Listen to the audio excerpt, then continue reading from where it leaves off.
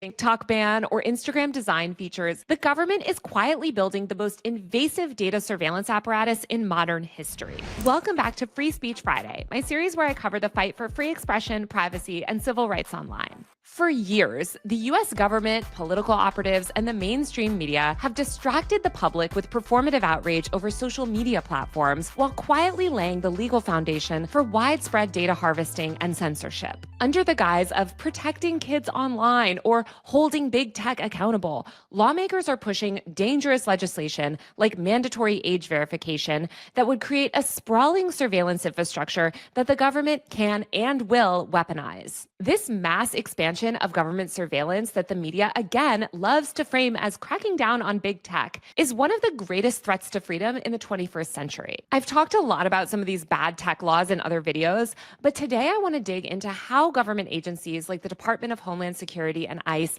are weaponizing personal data in ways that go far beyond their traditional scope. In the past few months alone, we've witnessed a terrifying expansion of ICE's surveillance capabilities. Without warrants and with virtually no oversight, ICE has transformed into a domestic intelligence agency, scraping data from medical systems, government records, and social media posts to hunt down innocent people. In April, 404 Media reported that ICE was planning to build a massive central database using government health, labor, and housing data to find targets for deportation. One of the tools that they're building is called A-Track or Alien Tracker, and it will use data harvesting systems to provide near real-time tracking of people across the country. And I just want to quickly note that while these recent escalations are happening under Trump, Democrats are responsible for this too. Biden provided record funding for ICE, and under Biden, ICE investigators used private utility databases covering millions of people to hunt immigrants down. And under Biden, government agencies increasingly began accessing private data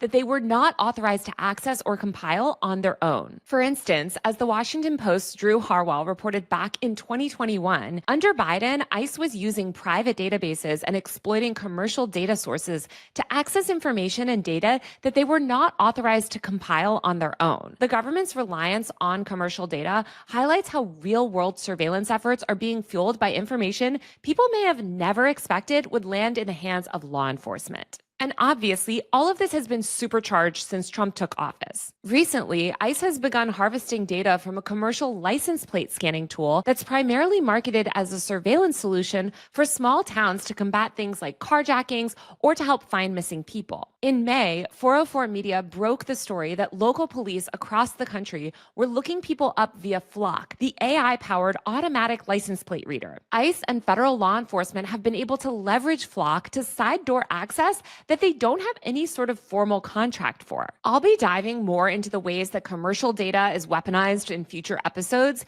But while consumer-focused companies are harvesting data on public via commercial means, the government is harvesting data through government agencies. And one agency with a massive amount of highly detailed personal data on hundreds of millions of people is the IRS. Just last week, ProPublica